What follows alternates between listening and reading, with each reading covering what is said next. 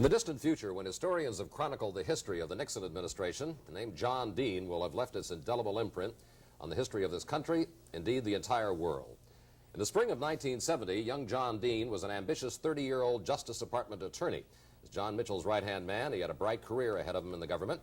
In May of that year, Eagle Bud Crow asked him if he would be interested in working at the White House as counsel to the President of the United States.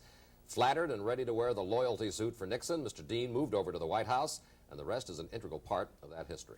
Dean, by his own admission, was flirting with questionable activities long before the break-in at the Watergate Hotel, and he continued to involve himself in the ongoing criminal cover-up. In fact, he seemed to flourish in the cover-up. Dean was given credit by the administration of containing the Watergate scandal before the election. He became an important figure in the Nixon administration. He was in almost daily contact with the President of the United States. He was put on the so-called A-list. He had his offices expanded. His power seemed to grow and grow. The closer he came to the source of power, the deeper he became enmeshed in the conspiracy.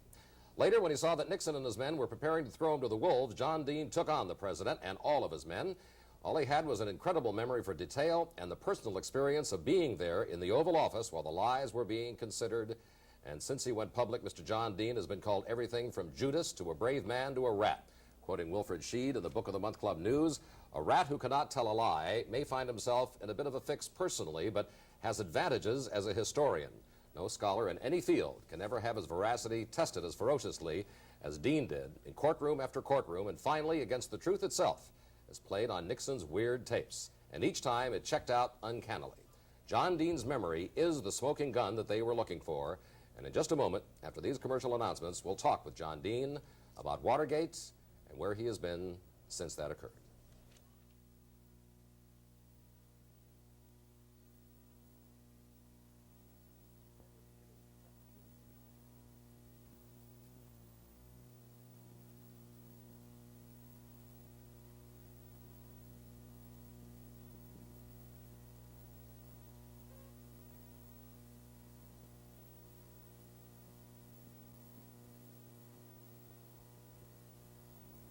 Okay, we're here with John Dean. The main reason that he's here is he's on a cross-country tour. We'll be perfectly honest about it, that he is talking about his book, Blind Ambition. It's now in paperback.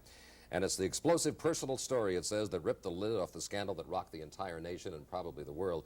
Mr. Dean, in retrospect, are you proud of what you did, or are you a little bit sick of some of your criminal activities involved in the cover-up when you were trying to contain the Watergate situation and trying to protect the president? Well, I certainly can't look back on those days and be very proud of them. And today I wear, obviously, the scarlet letter of Watergate and will wear it probably the rest of my life. I don't live in the past by any means.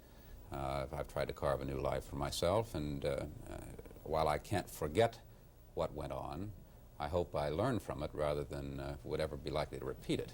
All right, let's try to deal with some. I'm sure we're going to talk about some of the areas that you have spoken about before to other people. We will talk about Watergate and who knew what when, but let's try to get into some areas that are still unanswered even today.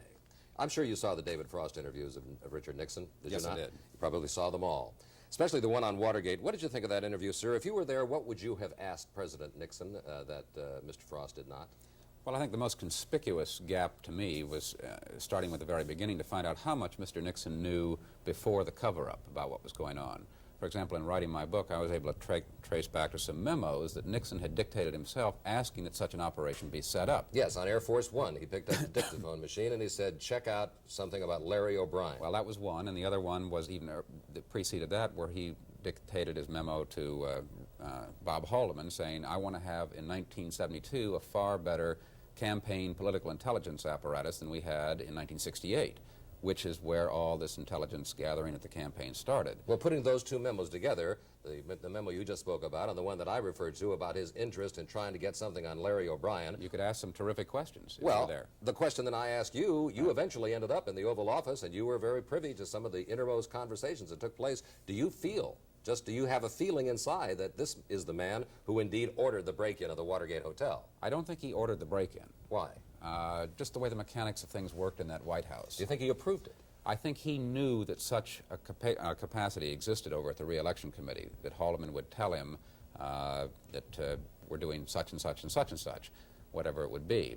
Now, an example of what he might have known is that Haldeman gave very specific instructions to Gordon Liddy, we now know, to Liddy to stop tracking George McGovern or excuse me, Muskie, and go to McGovern. And that was a big switch. And that's when they initially tried to break in McGovern's headquarters. They failed.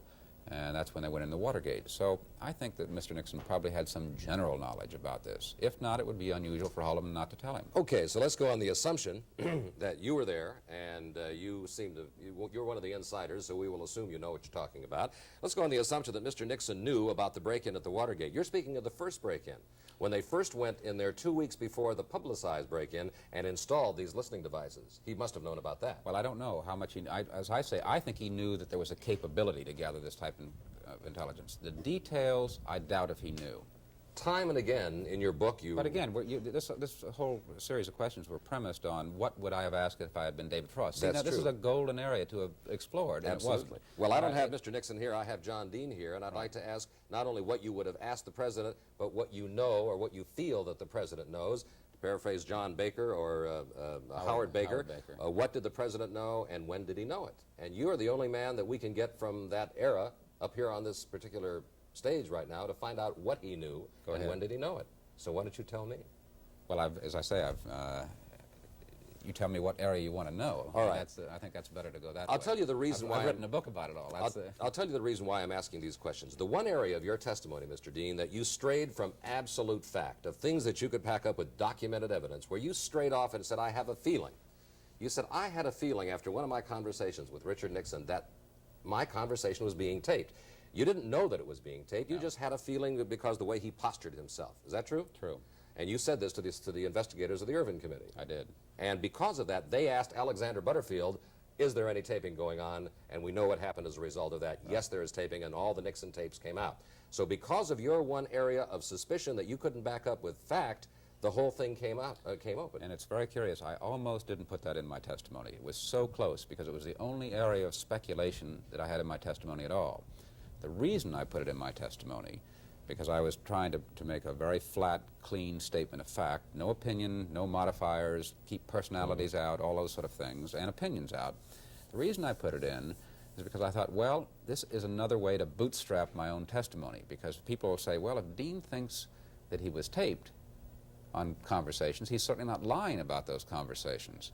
So I added it for that reason, to try to help give my testimony credibility. The only other way I had was to give it detail of people they might check with, to check facts that I had detailed in my testimony. All right, now, what supposedly did Larry O'Brien have, or what did, who was it that supposedly had information on Larry O'Brien that Nixon wanted? Why did they break into the Watergate Hotel, basically? Well, as you know from reading the book, Chuck Colson and I, when we were in prison, got into a conversation with Jeb Magruder about why did they break into the Democratic headquarters. I don't know to this day.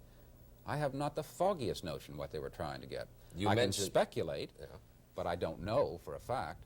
The only thing I can speculate is what was the very clear trend and typical type of intelligence that Richard Nixon wanted.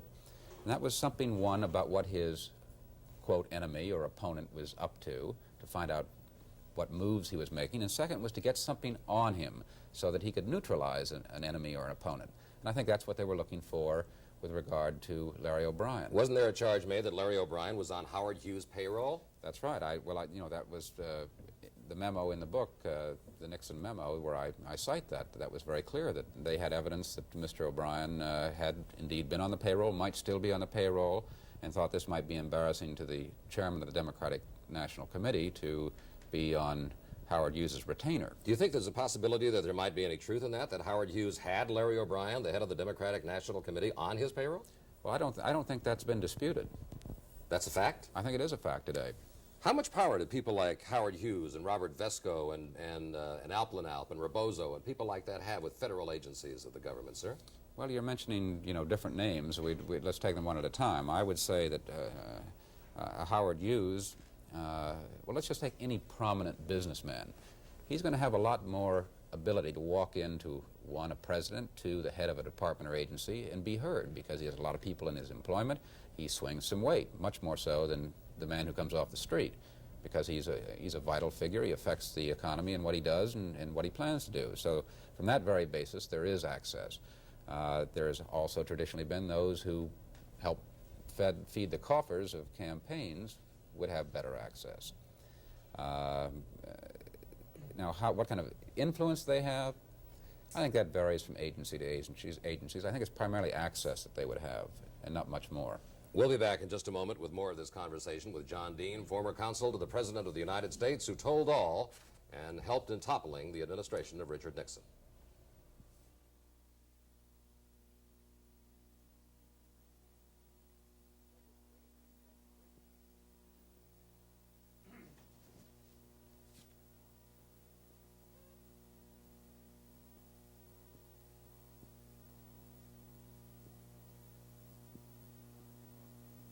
John, in your book, you bring up a very interesting quotation by Bob Haldeman when he was asking you if you want the job, if you really want the job to be the counsel to the president. You did want the job, but you were trying to act a little coy.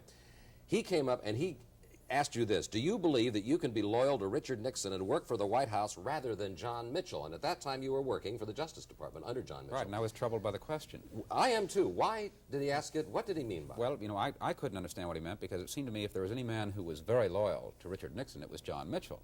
And why would it be disloyal to be loyal to John Mitchell and Richard Nixon both? But when I got there, I understood better what the problem was, and that was that John Mitchell had his enemies within the government, and principally in somebody like John Ehrlichman, who was constantly trying to reach over and take a greater control over the Department of Justice. But because of Mitchell's relationship with Nixon, that was the last domain that Ehrlichman was able to enter. Who was the real heavy in the White House? Was it Haldeman all the way? Was he the one that was really... What do you mean by heavy? Well, the last bastion of defense before you get in to see the President of the United States. Was he the hatchet man? Was he the heaviest dude in the White House, I guess is the question. I suppose that from an access standpoint that would be true. But the thing is, a lot of people think that Haldeman isolated the President. Not that way at all. Richard Nixon was isolated because he wanted it that way. He had Haldeman set the system up so he would indeed be isolated. And that wasn't something that Haldeman decided, it was something Richard Nixon decided. In your book, you also mentioned that Ehrlichman actually is the person who set you up supposedly for a fall when you were supposed to have come up with a definitive statement of your so-called investigation of Watergate that you never heard about. That's right. Tell us about that. Well, during the campaign, Nixon was being pressed early on about what kind of investigation was being conducted of Watergate, because the press was less than satisfied that it was going to be a thorough, clean investigation.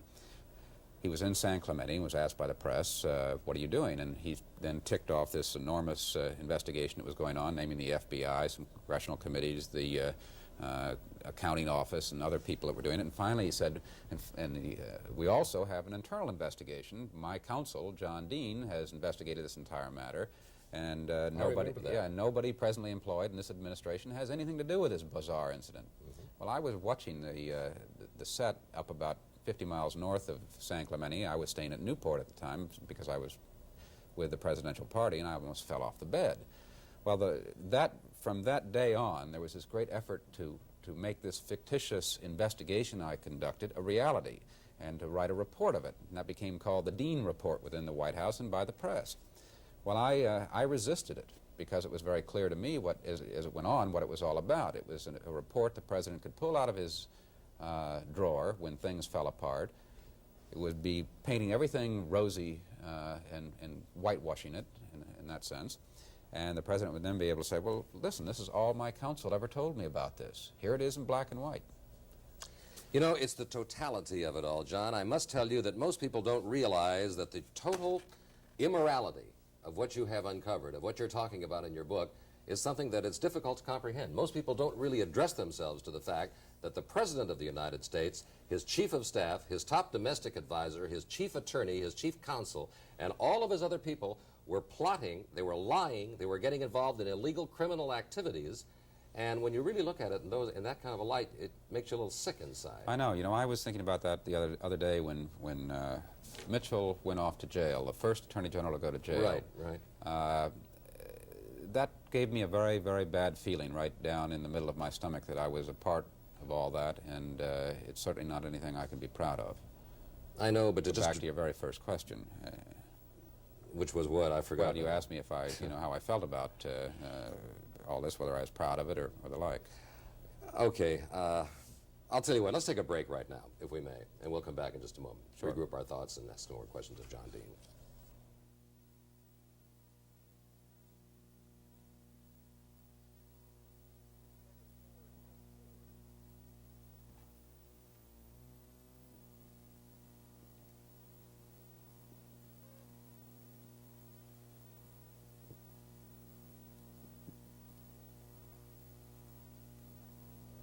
Okay, we're back again with John Dean, former consul to the President of the United States, the author and journalist that he has now become because he is no longer able to practice law because of his involvement in Watergate.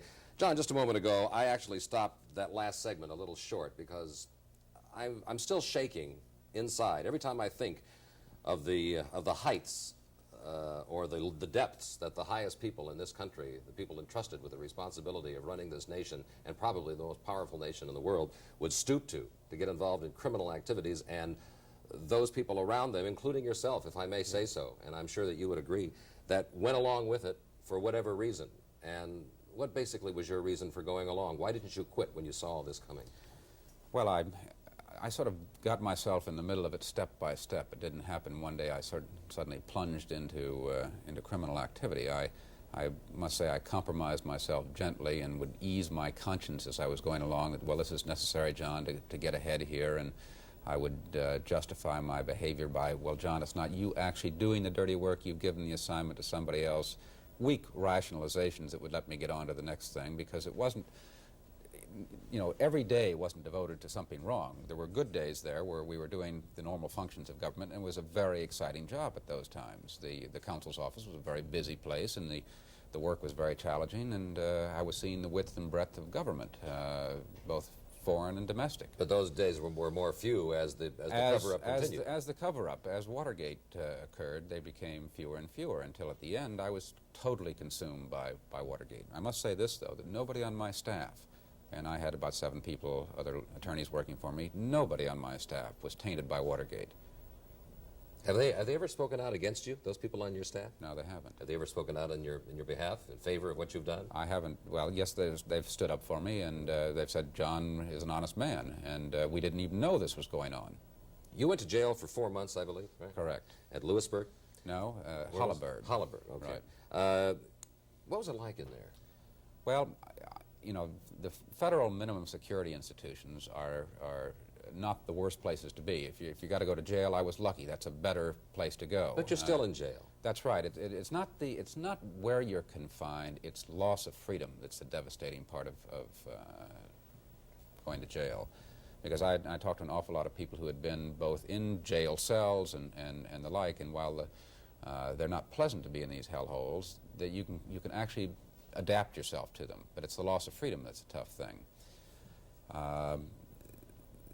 It was a curious experience. First of all, it was curious for me because of the people I was incarcerated with. Basically, they were other witnesses in this place, a small handful of very important government witnesses, primarily mafia figures. And I found if you scrape the surface, there's not much difference between a mafia man and anybody else, really. Or a politician, even. Well, even a politician. These men just look upon crime a little differently than most people. It's business to them. But I think one of the other things that was most troublesome is finding the inequities in the system. For example, I served 4 months for my offense, and not long after getting out of jail, I ran into a young person who had gotten a year for having 1 joint of marijuana. Okay. Now, you talk about something that's wrong, is for me to get involved in what I did and serve only 4 months, and that young person to do a year for having 1 joint. The system's not working, I guarantee you, when you have an inequity like that. Of course, those laws are beginning to change. They are beginning to change in California and across the United States. President Carter has come out in favor of lowering the penalties for possession of marijuana. But I can tell you other examples where 2 men convicted of virtually the same tax fraud had tremendous disparity in sentences as a result of different judges. No uniformity in sentencing at all. And that creates a lot of bitterness within the system. While you were there in prison, one of your not cellmates, but your prison mates was Chuck Colson. He was there for a while I was there, yes. Now, in the book, you describe Chuck Colson, at least I interpret the description of Chuck Colson, as one of the most difficult men to get along in the White House, one of the worst hatchet men in the White House. He had absolutely no scruples at all. He would do anything to anybody in order to protect the President of the United States. Suddenly, he is a born-again Christian. He has found God.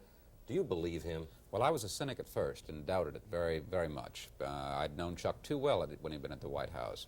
And then when I first ran into him again back at Holabird when we were in prison, I found a new Chuck Colson. And to this day, I see a lot of Chuck now, and I know that he spends his entire time, every waking hour, working for Christ. And he has a prison ministry that he devotes himself full-time to. How can the man go through such a change like that after being the kind of a person you describe him in the book? I don't think that anybody who went through the experience that many of us went through didn't change in some way. And I suspect anybody who's gone through a life crisis is going to be affected by it, different people in different ways. How do you feel that... Excuse me, what I was going to say is it just happens that we were all very visible people because of the media attention given to those involved in Watergate. Well, so is Mitchell, and That's so right. is Haldeman, and so is Ehrlichman. Now, how is John Mitchell going to react to prison? I mean, you were pretty close to that man. He was a good friend of yours. Yes, he was. I think it's going to be very tough. He's not a young man, and prison isn't pleasant. But if he finds something to keep himself busy, he'll make it because he's strong too. How about H.R. Haldeman? Well, I think the same. I think both Mitchell, Haldeman, and Ehrlichman are all strong men. As I said in the piece that you've got there in front of you that I wrote for Newsweek, one of the curious things that happened to me is I sort of really met myself in prison and really started looking inside to examine who I was and not liking what I was seeing, but not being able to really escape from who I was and what I'd done and why I'd done it. And I think that can be a very healthy experience, and I hoped and wished that Haldeman, Ehrlichman, and Mitchell would have the same opportunity. Okay, just briefly now, we have about a minute left to go. You've already said that you feel that the President of the United States should be culpable in some areas for some of these crimes. You don't know really what because you don't have any proof, but you have a feeling that he was involved in either okaying or knowledge about the break-in. I think he had some general knowledge, yes. Whether it's culpable criminal knowledge or not, I don't know. You're talking about before the cover-up. Yes. Well, I want to get your impressions on the pardon of Mr. Nixon. Do you think it was a proper thing to do? You think he should have gone all the way to impeachment or what? I can understand why Ford did it. He ended the nightmare, the divisiveness that was so real in the country during those days. What I can't understand in granting the pardon, why Ford didn't ask Nixon to give a full accounting for himself and withhold the pardon until that statement of accounting had been cleared by the special prosecutor and the impeachment committee. And that would be a fair quid pro quo, because that might be the only chance to get the real answer to some of the questions that'll never be answered because there's only one man that can answer them. Well, thank you very much for being with us tonight, Mr. John Dean. John Dean, reflecting on the events of the past 4 years, in the July 4th, 1977 edition of Newsweek magazine we were just talking about, wonders if people are willing to forgive once you paid the price for your errors. Conjectures that it might be too soon for that. Only time and history will tell, he says. Shortly before he was released from prison, he taped a poem on a wall next to his cell, next to his bed. The poem is by Edward Guest. It says, "I don't want to stand with the setting sun and hate myself for the things I've done." I'm Stan Bohrman. Thank you for watching. Have a good weekend. Good night, everybody.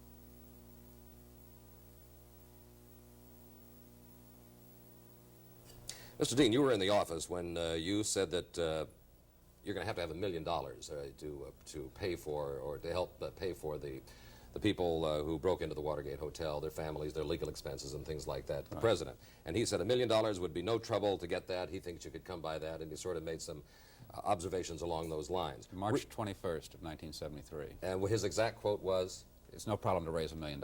No problem. Was he referring to a possible payoff by the Teamsters, by Frank Fitzsimmons? I'm sure you've read the story in the paper recently, that Frank Fitzsimmons supposedly paid $1 million to Richard Nixon to ensure that Jimmy Hoffa would not get back into the Union until 1980. Is that where you feel that the money might have come from? I don't have the foggiest notion what he was talking about, and I remember talking about that with the special prosecutors as they were looking into what money he was referring to. And nobody seems to be sure exactly what he was talking about when he said, I could get $1 million easily. As counsel to the President, were you aware of any of the agreements or arrangements that were to be made with Mr. Hoffa that was to be conditional to his release in any way? Not at all. In fact, the stories I've been reading in the press lately, frankly, I have no knowledge of any of that. I have knowledge of the mechanics of the pardon, how that was granted, but of any deals, I have no knowledge. No. What are the mechanics of the pardon? How did that actually come about? Well, John Mitchell was over at the White House waiting in the cabinet room, and this was in back in 1971, late 71. And he called me because my office normally did the processing of clemency for the White House side of it. The pardon attorney would recommend to the Attorney General then would recommend to the President, and that would be routed through my office, pro forma. Well, this was not a pro forma situation, and so Mitchell called me over to say that he was about to go in to see the President, to tell him that he was going to recommend clemency for Hoffa. Why? Well, I don't know. That wasn't my job to ask.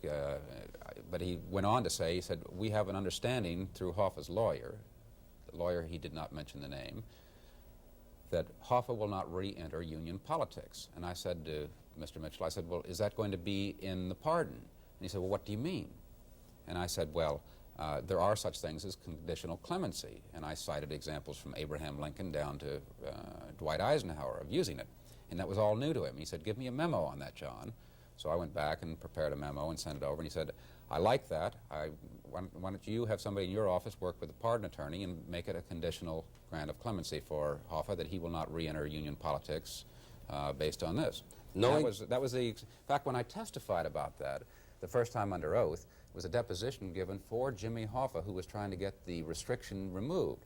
And Hoffa was flabbergasted when he heard where this had come from, because it really had sprung right out of my head. And I never talked to Fitzsimmons in my life. I never talked to Colson about this. I never talked to the President about it. Well, knowing the many conduits of the President of the United States and knowing now about the President, what you know now, do you think that there's any possibility that there was, in fact, some kind of a financial arrangement between Fitzsimmons and the President of the United States? Stan, nothing would surprise me today. I don't have any knowledge of it, though. Thank you. That does it.